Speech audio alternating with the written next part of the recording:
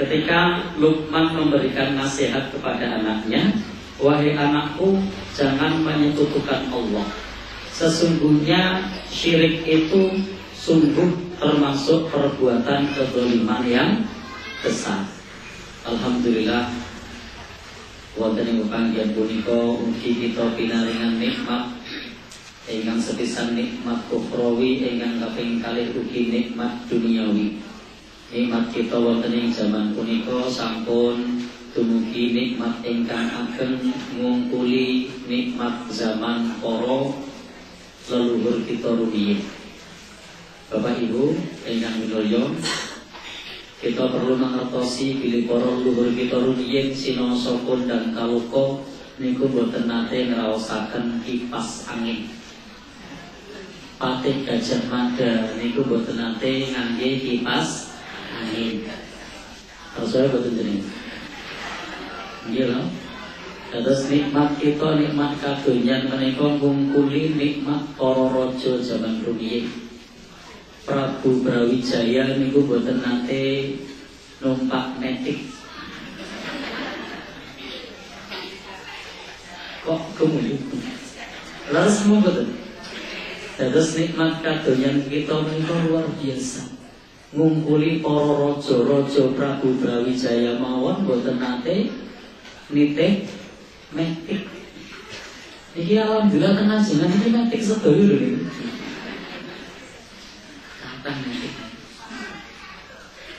Bapak Ibu ingkang dipunmulyakaken Allah Subhanahu wa taala, termasuk Raja Kasultanan Demak ingkang kondang kaloka Joko Tingkir niku boten nate numpak Xenia Avanza. Sehingga nikmat kadonyan kita menika wajib kita syukuri.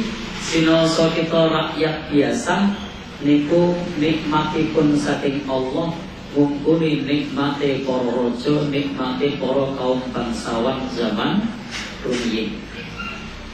Sehebat-hebatnya penguasa zaman rumiyin menika menawi ajeng kirim surat niku betahaken wekdal ingkang dangu. Bapak-bapak, ibu-ibu sak menika kantun WhatsAppan sekali ping tekan.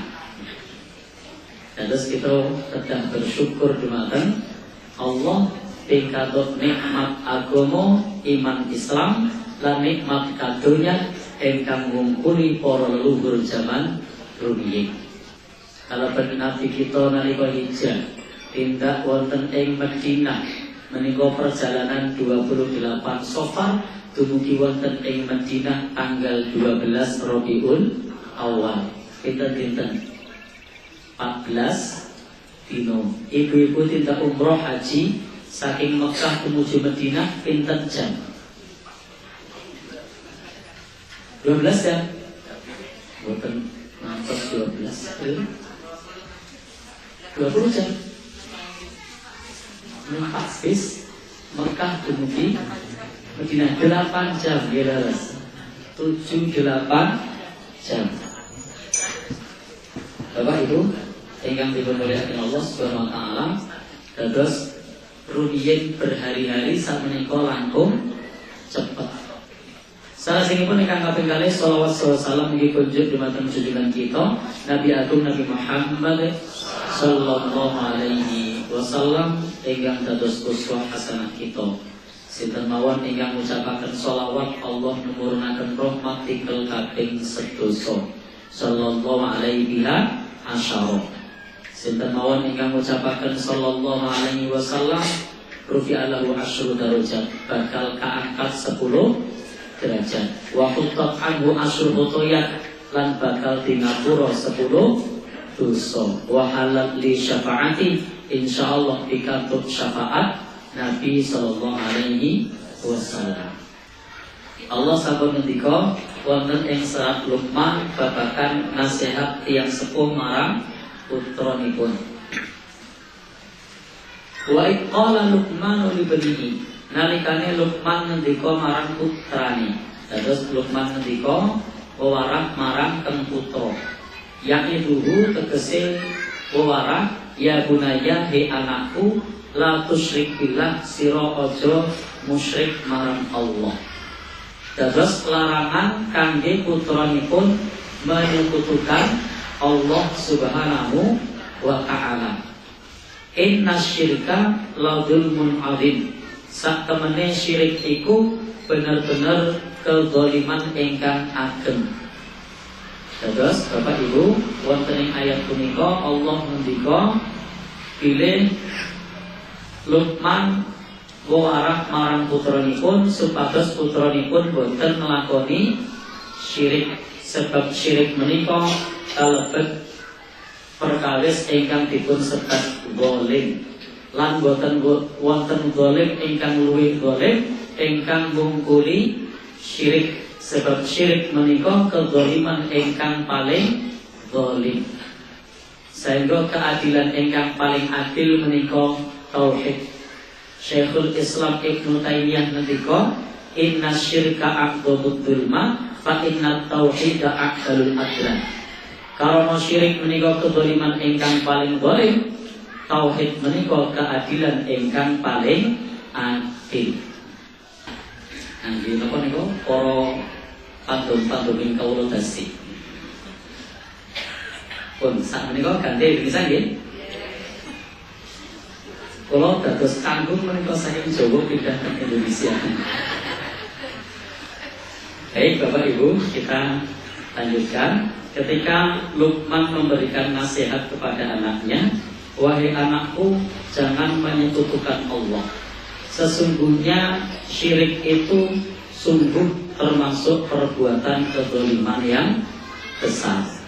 Ini dapat kita ambil faidah bahwa Luqman memberikan nasihat kepada anaknya dengan kata la tusyrik billah.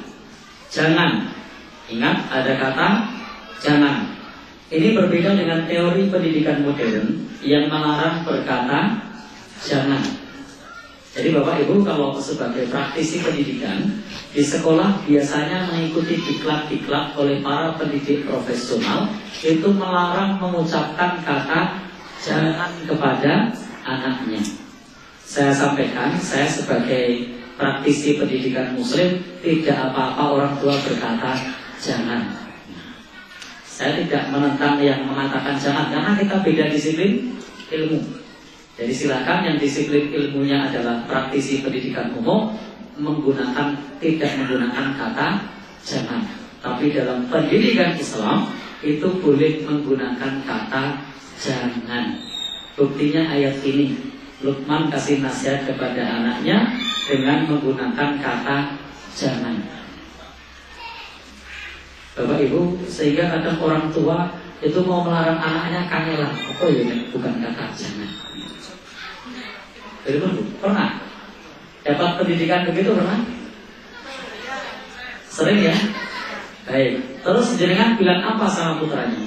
Kalau mau bilang jangan tinggalkan sholat, ya, tetap jangan.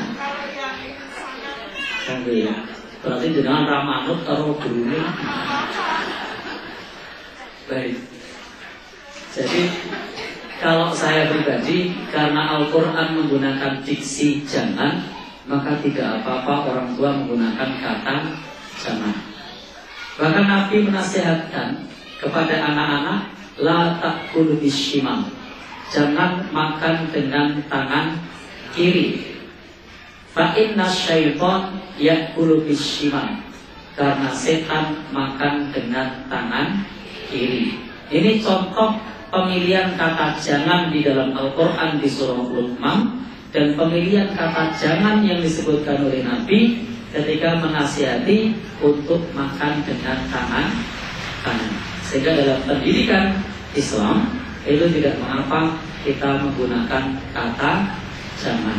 Kalau nanti ada yang tanya mana dalilnya, suruh buka surat Luqman. Ini menggunakan kata jangan. Jadi kita tidak boleh menyekutukan Allah.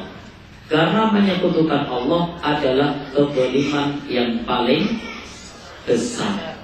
Karena itu tauhid adalah keadilan yang paling adil. Maka tadi saya kutip pernyataan Syekhul Islam Ibnu Taimiyah dengan bahasa Jawa. Tapi saya lihat tadi Roko Mas Ustaz bingung mau nyatet gitu kan. Mau nyeret apa? Baik, Bapak Ibu, di situ Syekhul Islam berkata, karena syirik adalah kezaliman yang paling zalim, maka tauhid adalah keadilan yang paling adil. Jadi syirik adalah kezaliman yang paling zalim, maka tauhid adalah keadilan yang paling adil. Maka disinilah ketika kita melakukan pendidikan kepada putra putri kita, pertama-tama yang paling utama, yang paling pokok itu adalah tarbiyah imaniyah, pendidikan keimanan. Keimanan yang benar, yang berporos pada tauhid. Karena kadang orang tua di dalam menasihati kepada anaknya tidak seperti Luqman. Karena Luqman ini memberi nasihat diutamakan pendidikan keimanan.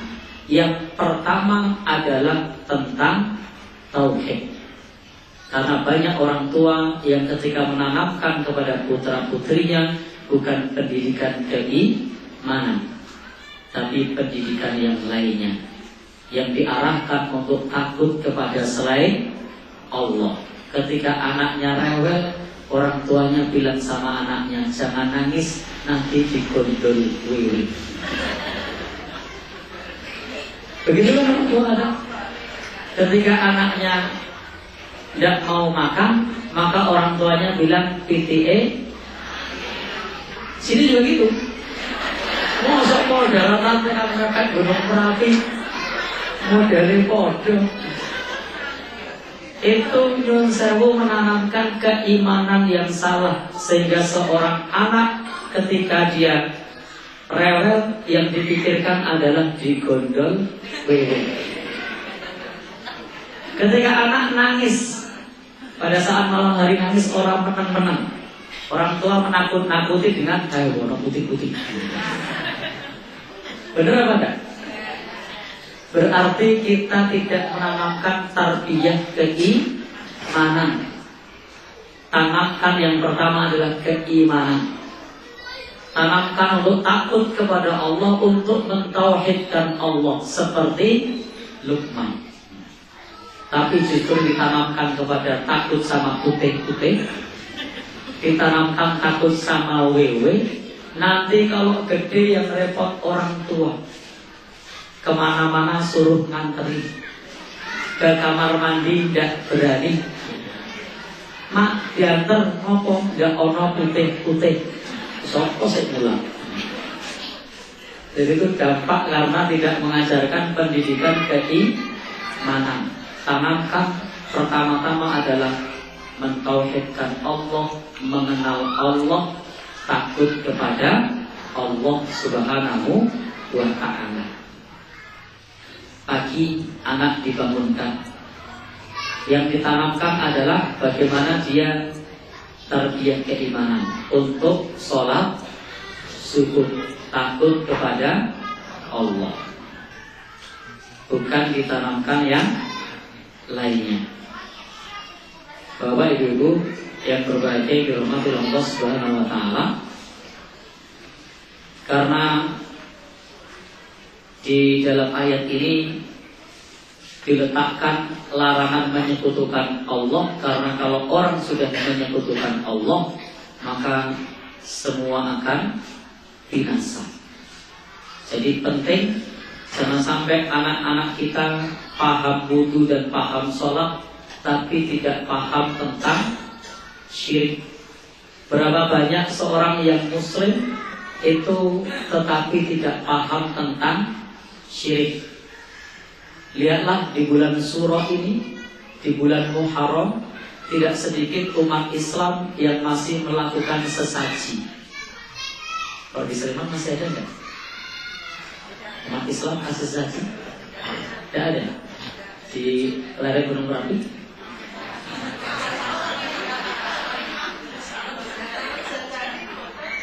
Baik.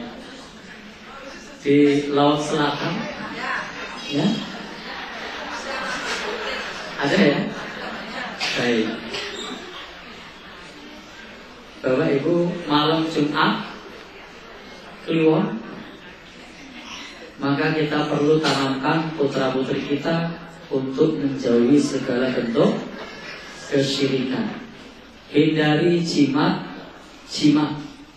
hindari percaya zodiak perbintangan. Apalagi selain zodiak perbintangan, ramalan. Karena Yunzawu di era modern saat ini kadang-kadang ada piala dunia, lalu ada kura-kura disuruh mendekat, ini ada bendera X, ini ada bendera Y, yang dekat kemana? Oh ternyata X berarti besok yang menang X. Masuk manusia percaya karo kura-kura. Masih ada zaman ini? Masih. Main kartu untuk ditebak nasib baik dan buruk, masih ada? Ada. Maka seorang muslim hindari segala bentuk kesyirikan. Karena itu larangan yang besar di dalam agama kita. Jangan sampai kita menikmati membaca zodiak perbintangan. Lahir bulan apa? Oktober. Bulannya bintangnya apa? Scorpio. Lalu dibaca, ya. Libra misalnya. Lalu dibaca asmara, berbunga-bunga. Kemudian apa lagi? Keuangan, seret. Kesehatan, masalah tenggorokan. Kalau kok dipercaya, ya, gimana Bu? Ya, saya pernah muda Bu. Jadi tidak boleh melakukan kesyirikan. Percaya dengan hal yang semacam itu, akidah kita akan rusak. Itu termasuk ramalan modern. Ada ramalan jadul. Ini natune apa? Selasa wage. Selasa wage kuwi ketemune papat karo telu pitu. Berarti pitulungan.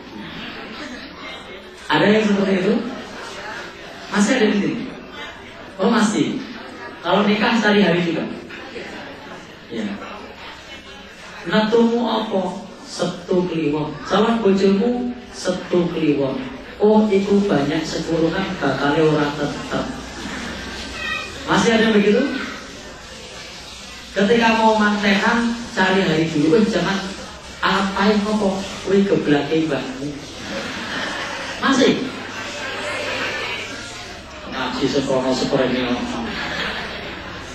Tapi yang ibu-ibu sini tidak tahu. Tidak adil pengajian mesti itu. Kalau adil pengajian insya Allah tidak sih. Jadi Bapak Ibu sampai tidak berani menikah, berarti tauhidnya ada yang rusak. Tidak berani menikah di bulan Surah Muharram. Di sini juga gitu. Oh enggak, bulan Surahnya ada nikah enggak? Oh ada. Oh iya. Baik. Baik. Bapak Ibu, karena Rasul itu menikahkan putrinya yang bernama Fatimah di bulan Muharram. Jadi pernikahan putri Rasul namanya siapa? Fatimah, itu menikah bulan Muharram.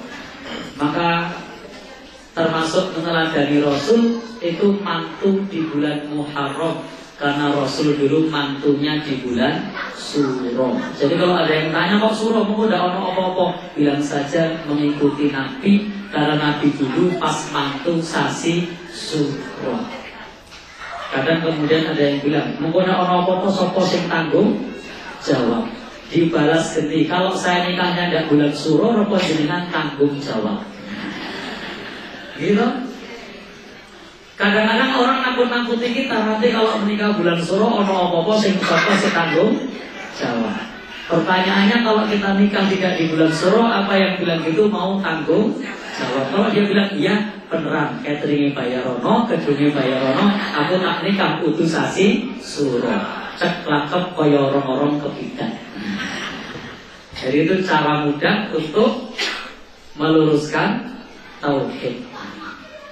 Kira-kira gelem boten sing menawa apa ngomong. Ya, Melayu. Lah kok Melayu? Oh gampang kok nggih. Baik. Jadi Bapak Ibu ingkang mulya, ini tarbiyah imaniyah. Wa wassaynal insana biwalidayhi hamalathu ummuhu wahnan ala wahnin wa fisaluhu fi amaini anishkurli waliwalidayka ilayyal masir. Ini firman Allah, bahwasanya Allah Subhanahu wa taala mewasiatkan kepada kita manusia untuk berbuat baik kepada kedua orang tuanya. Lalu diingatkan bahwa orang tuanya, ibunya, telah mengandung dalam keadaan wahnan ala wahnin. Wahnan ala wahnin itu kalau cara Jawa ini susah, payah. Wa fisaluhu fi amain, dan menyapihnya dalam waktu 2 tahun, menyusui selama 2 tahun kemudian menyapihnya. Anishkurli waliwalidayka ilayyal masir, untuk menyekutukan, untuk bersyukur kepada Allah, kemudian kepada kedua orang tuanya, karena kepada Allah lah tempat kembalinya. Yang kedua ini anjuran kepada kita untuk tarbiyah waqiyah, pendidikan emosional atau pendidikan kesadaran. Jadi kadang Bapak Ibu yang namanya pendidikan itu yang perlu disentuh pertama adalah keimanannya. Kedua yang perlu disentuh adalah kesadarannya, emosionalnya. Karena banyak orang yang mereka ada bimbingan tarbiyah keimanan, pendidikan keimanan ketauhidan, tapi tidak disentuh tentang emosional atau kesadarannya. Maka disadarkan siapa ibumu, siapa bapakmu yang sudah mengasuh, yang sudah ngomong, supaya kesadarannya muncul, supaya kepeduliannya muncul. Demikian pula kepada putra-putri kita, kita bisa meneladani yang ada di surah Luqman ini. Putra-putri kita perlu dibimbing kesadarannya untuk muncul, bilang sama putra-putrinya, kalau habis makan cuci piring sendiri. Kenapa? Karena mama kerjaannya banyak, mama tidak selamanya ada di sampingmu. Nah, dibangun kesadaran untuk bertanggung jawab atas dirinya sendiri. Kalau berangkat sekolah nggak perlu disuapin, suruh makan sendiri. Untuk apa? Membangun emosinya supaya menjadi pribadi yang baik, punya kesadaran untuk menjadi pribadi yang mandiri. Di dalam ayat ini mengajarkan kepada kita dibangun kesadaran, mengingatkan bagaimana ibunya mengandung susah payah, bagaimana ibunya menyusui, untuk apa? Bersyukur kepada ibunya, terima kasih sama ibunya. Maka Bapak Ibu, kadang kita melupakan tarbiyah waqiyah, pendidikan emosional, pendidikan kesadaran. Seorang anak itu bisa rajin ke masjid kalau ada pembiasaan, yakni ada tarbiyah waqiyah, kesadarannya diberikan stimulan untuk bisa hadir ke masjid. Tapi kadang orang tua sudah buru-buru marahi anak kalau anak sudah muncul kesadarannya, ya ikut, rasa melu, musuh. Kira-kira gitu betul? Enggak ya? Alhamdulillah. Baik, Bapak Ibu yang berbahagia, yang dirahmati oleh Allah, maka hendaknya seorang anak bisa bersyukur kepada ibu bapaknya, mengucap kata terima kasih. Jadi jadikan lisan putra-putri kita mudah mengucap kata terima kasih. Karena disebutkan dalam agama kita, lam yashkurillah, belum dianggap bersyukur kepada Allah, malam yashkurin nas, jika belum bersyukur kepada manusia. Jadi belum dianggap syukur kepada Allah jika belum bisa bersyukur kepada manusia.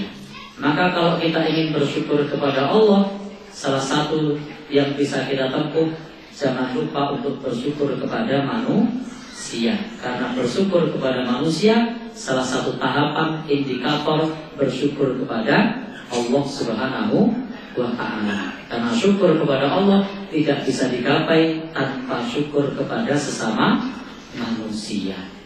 Karena Allah akan murka dengan seorang yang berjuang fisabilillah, jihad fisabilillah, mati syahid, tetapi dia durhaka kepada orang tuanya.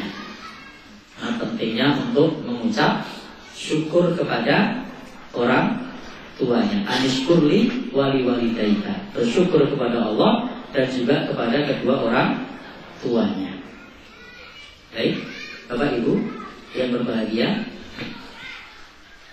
ayat berikutnya, wa in jahadaka ala an tusyrika bi ma laysa laka bihi ilmun fala tuti'huma wa sahibhuma fid dunya ma'rufa. Dan jika ia memaksamu, bersungguh-sungguh untuk memaksamu melakukan kesyirikan yang kamu tidak tahu ilmu tentangnya, maka jangan mentaati keduanya. Wa sahibhuma fid dunya ma'rufa. Dan pergaulilah mereka di dunia dengan pergaulan yang baik. Baik, Bapak Ibu, di sini masih menjelaskan kepada kita pentingnya untuk mempertahankan akidah kita, sehingga putra putri kita perlu dibekali dengan ilmu.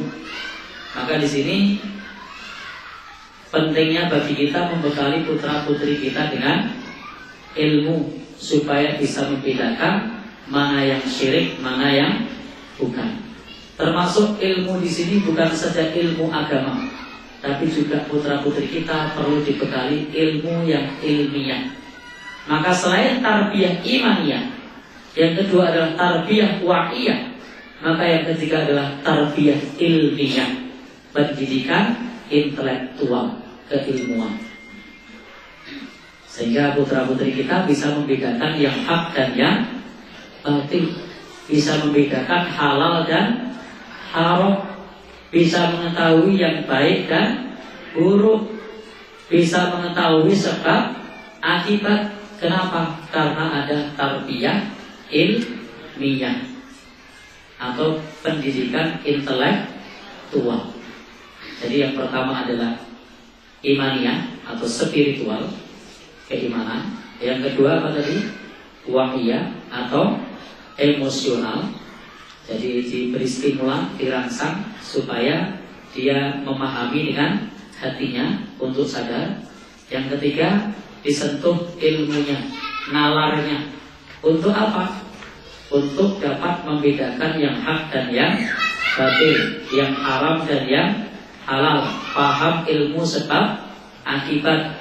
Karena ketika kita tidak memahamkan tarbiyah ilmiah, maka yang terjadi kadang orang tua menanamkan kepada putra-putrinya dengan cara yang tidak benar.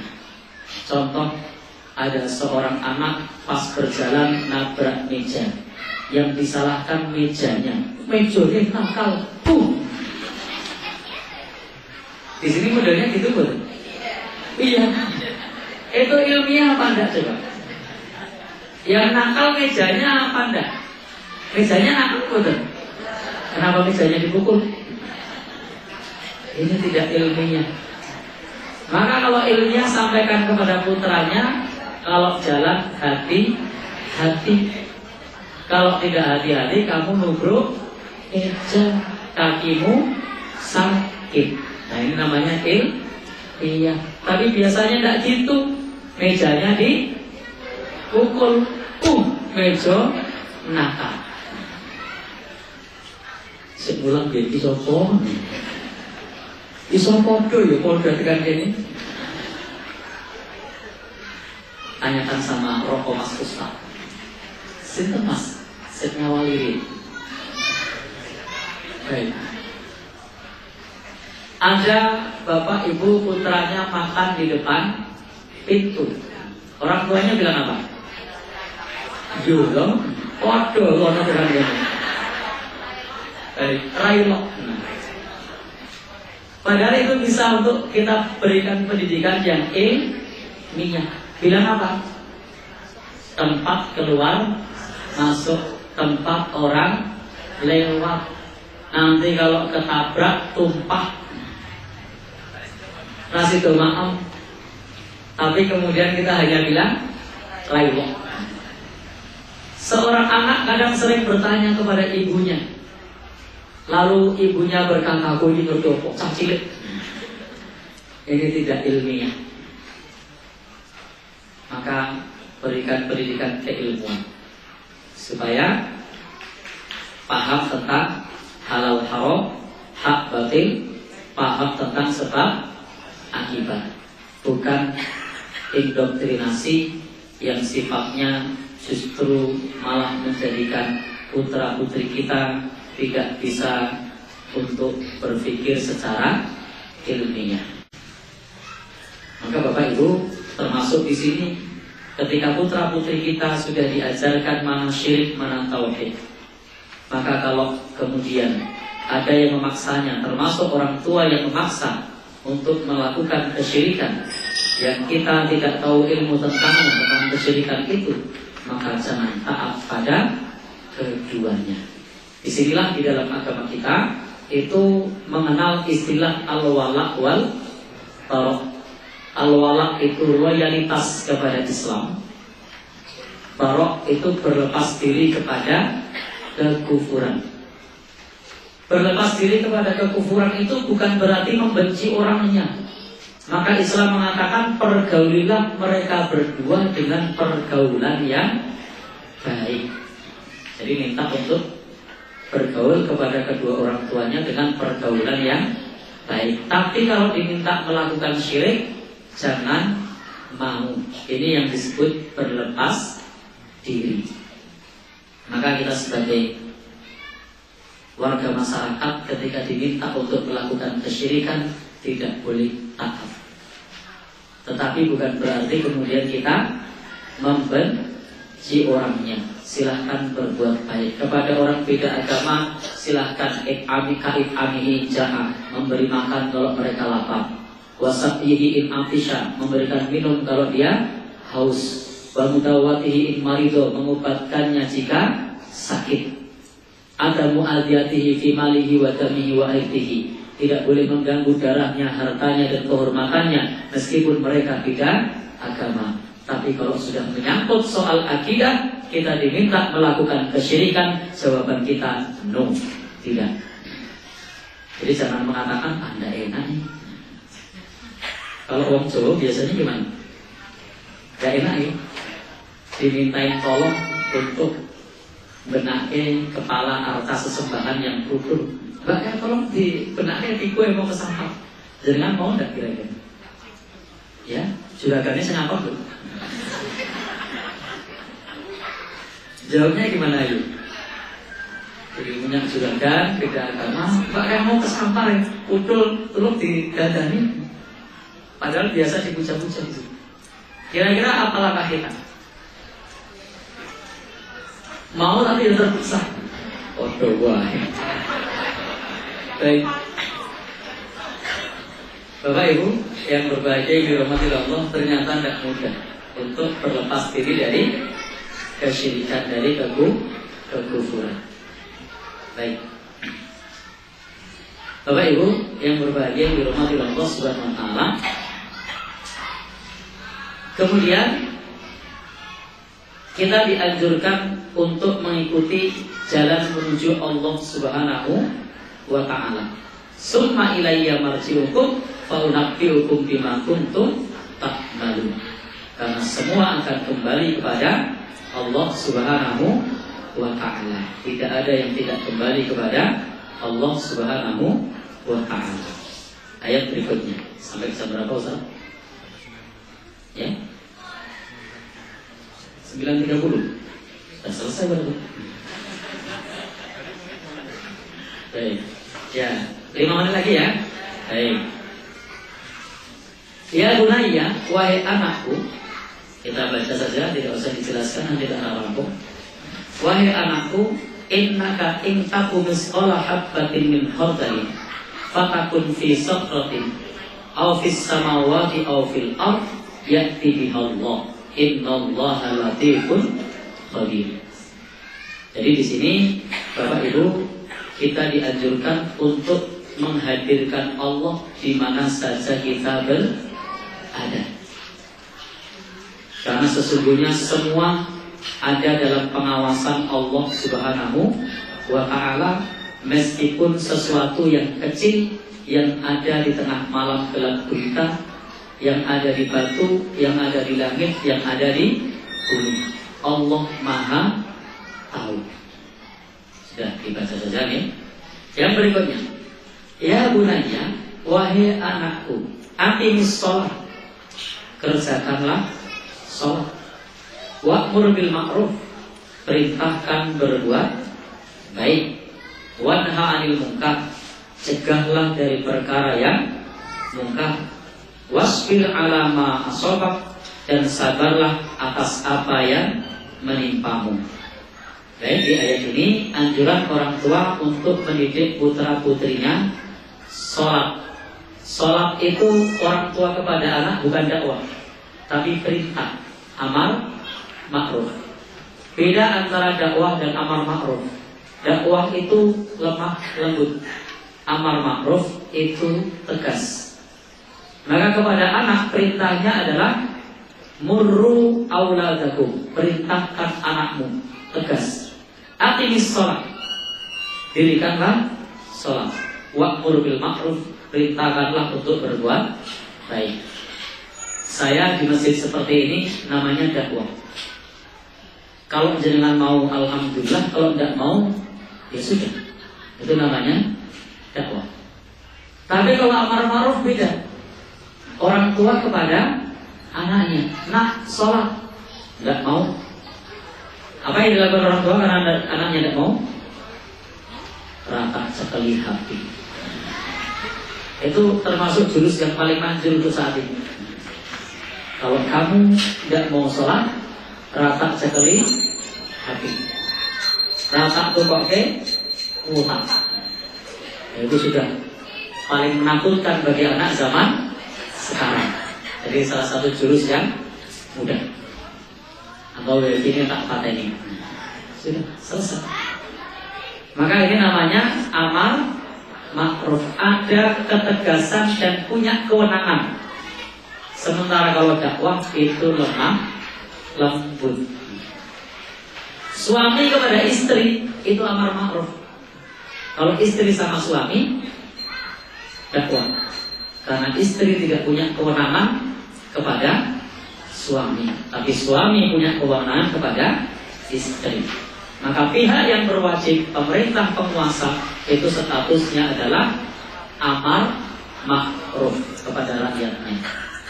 Dia punya kewenangan. Tapi kalau kita kepada pemerintah, penguasa, itu tidak bisa memerintah. Kita hanya bisa menasihati. Baik, Bapak Ibu yang berbahagia dirahmati Allah, perintahkan anaknya untuk sholat, perintahkan untuk berbuat baik dan mencegah yang munkar. Jadi perintahkan dengan yang baik dan diminta untuk meninggalkan yang munkar. Perkara yang baik dalam agama kita disebut ma'ruf, itu beda dengan khair. Ma'ruf itu baik, khair juga baik. Tapi kalau yang dimaksud ma'ruf itu maknanya kebaikan yang dikenal luas oleh masyarakat. Itu namanya ma'ruf. Contoh seorang suami di dalam agama kita diminta pergauli istrinya dengan cara yang ma'ruf, bukan dengan cara yang khair, tapi ma'ruf. Apa bedanya? Kalau ma'ruf kebaikan yang dikenal oleh masyarakat, maka ma'rufnya Jawa sama Sunda itu beda.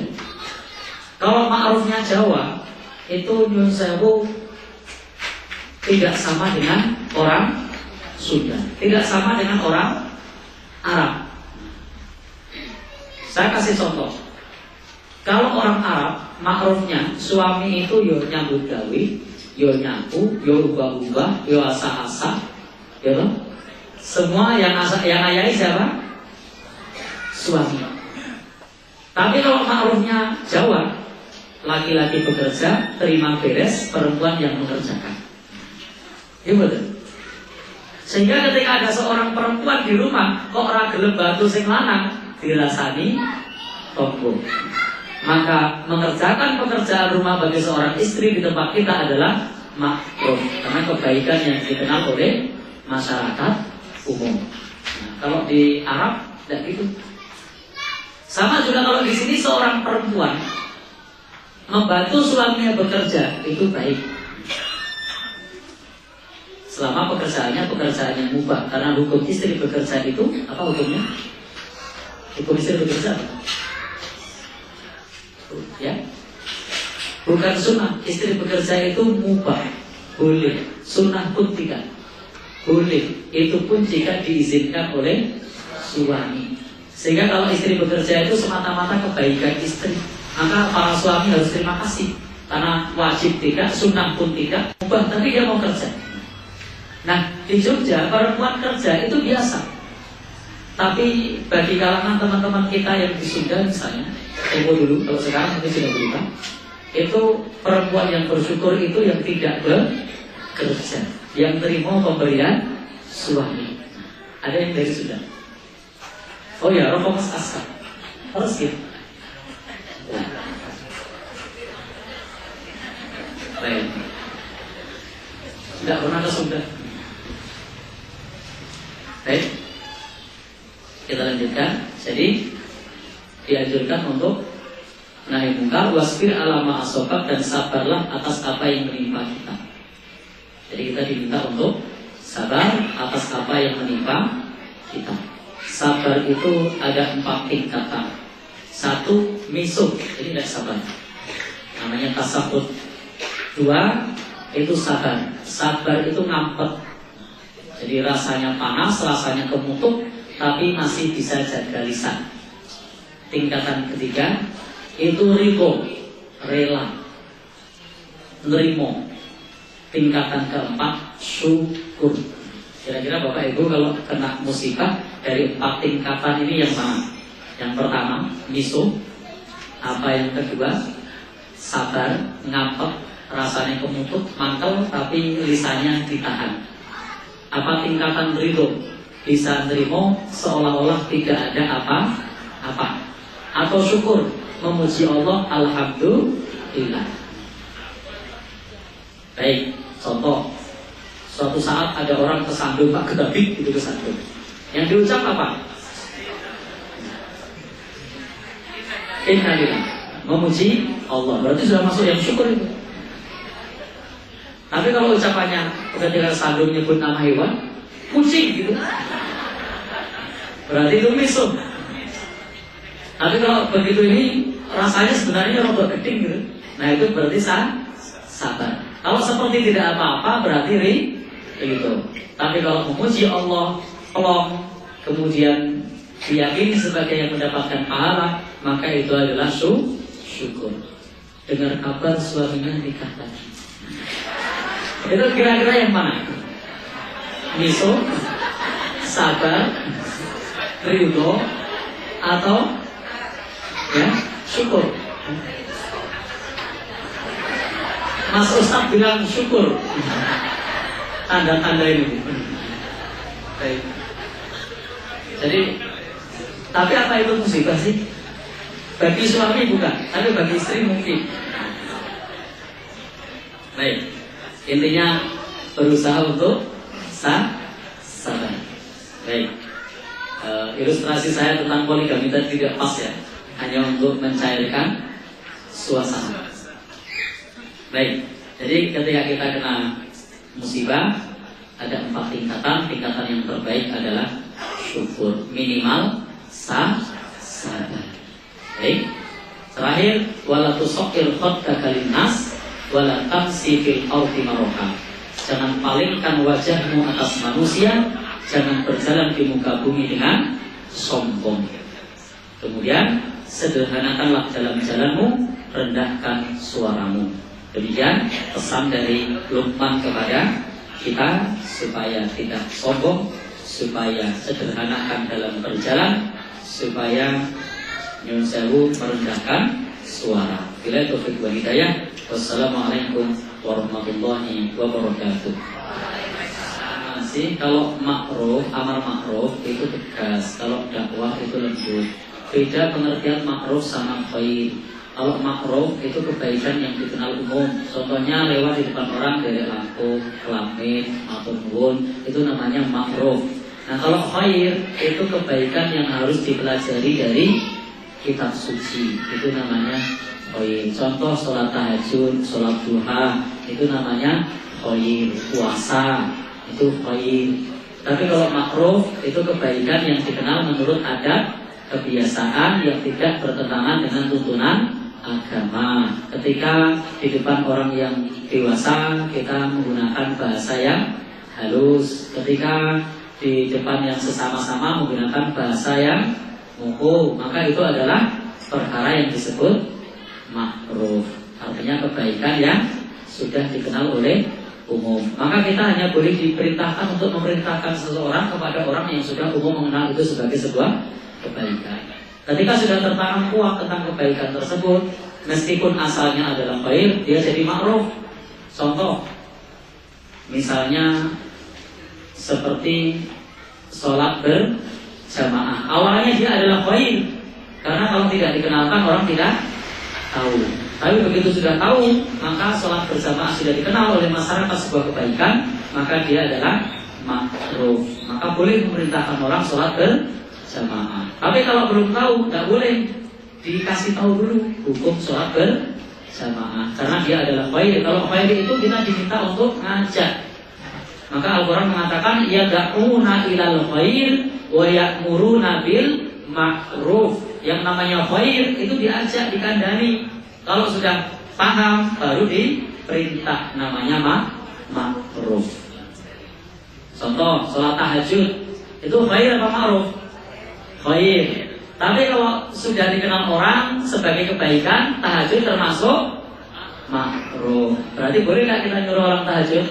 Boleh kalau sudah tahu. Tapi kalau belum tahu, diajari dulu. Nah, amin. Allah besar. Lagi, terima kasih. Memang kemajuan teknologi kadang membuat orang terlena. Saya jadi ingat sebuah sejarah kecanggihan kapal yang paling canggih, yang paling fenomenal, Titanic. Dia ketika pelayaran pertama sudah mengatakan bahwa tak ada yang mampu menenggelamkan kapal ini. Jadi sombong itu memang menjadikan orang lupa diri. Karena itu juga termasuk dosa yang pertama kali dilakukan oleh makhluk Allah. Jadi dosa pertama yang dilakukan makhluk Allah itu adalah sombong. Kenapa orang bisa sombong? Karena dia punya kelebihan, salah satu dari 5. Salah satunya adalah ilmu. Jadi kalau orang bodoh jarang sombong. Biasanya sombong itu orang pintar. Orang miskin jarang sombong. Biasanya sombong orang kaya. Miskin sombong ada, tapi jarang. Yang ada kaya sombong, gitu. Kemudian tampan ganteng sombong. Tapi kalau jelek, seperti saya misalnya pendek gitu, sombong itu ya apa sih sombong nih? Baik. Jadi kadang karena punya kelebihan kemudian menjadi sombong. Maka harus dipahamkan tentang jati diri dan asal usul manusia, dan kemudian kembalinya manusia. Nanti kalau kita mati jadi apa? Dimakan belatung. Kemudian juga asal usul kita dari mana? Dan kemudian tantangan Allah, lam tahriqal ardu wa lam tablughal jibala tula. Sesombong-sombongnya kita tidak mampu menembus bumi. Jadi kita tidak mampu menembus bumi, dan tidak pula akan melebihi setinggi gunung. Untuk lumpur lapindo itu belum bisa. Meskipun kecanggihan teknologi yang ada saat ini, maka perlu disadarkan dari berbagai sisi kelemahan manusia untuk dapat mengenali dirinya sendiri. Maka perlu belajar selain ma'rifatullah, itu belajar ma'rifatul insan, mengenal tentang jati diri manusia, tentang tujuan penciptaannya. Sehingga ketika kita mengenal karakter manusia, harapannya lebih mengenal kepada Allah Subhanahu wa Ta'ala. Dan itu harus melalui serangkaian pembiasaan, karena tidak bisa sekali dua kali. Maka tarbiyah itu ada namanya tarbiyah mutadarijah, pendidikan kebertahapan. Jadi pendidikan itu tidak bisa ujuk-ujuk instan, tapi harus bertahap. Maka kalau mau menanamkan kepada putra-putri kita, maka tanamkan sejak dini, lakukan secara bertahap. Kalau kemudian dilakukan sudah terlambat, sudah terlanjur pintar, diajari ya susah. Jadi lebih mudah ngajari orang bodoh daripada ngajari orang pintar. Maka harus sejak masih kecil. Kalau orang pintar sadar itu mudah, tapi orang pintar tidak sadar itu susah. Karena itu tarbiyah itu mutadarijah, bertahap. Lakukan penanaman tersebut sejak masih kecil. Karena kalau sudah terlanjur dia hatinya tidak fitrah, karena setiap bayi yang lahir itu mauludin yuladu al fitrah, lahir dalam keadaan fitrah. Lalu lingkunganlah yang mempengaruhinya. Maka berikan pengaruh lingkungan yang baik sejak masih kecil. Lakukan bertahap sesuai dengan perkembangannya. Karena nanti di dalam pendidikan itu ada namanya pendidikan mengikuti sesuai dengan usia perkembangan anak tersebut. Gunakan bahasa sesuai dengan perkembangan anaknya. Ketika anak-anak suka dengan Naruto misalnya, ketika tanya Allah, sebut saja Allah lebih hebat dari Naruto. Allah menguasai tidak hanya angin, air, tapi semua di bawah kuasa Allah. Jadi gunakan bahasa yang bisa dipahami anak-anak zaman ini, dan lakukan terus-menerus secara bertahap. Kalau ternyata hasilnya tidak sesuai harapan, ingatlah Nabi Nuh hidup 950 tahun, toh anaknya ada yang kafir. Kira-kira kalau 950 tahun itu sulit atau sedih? Umpama ngasih nasihat, saya merumahkan jelek-jelekan apa bodoh. Tapi ternyata anaknya juga kafir. Kembalikan, kita sudah berproses, kembalikan hidayah milik Allah Subhanahu wa Ta'ala. Wassalamualaikum warahmatullahi wabarakatuh.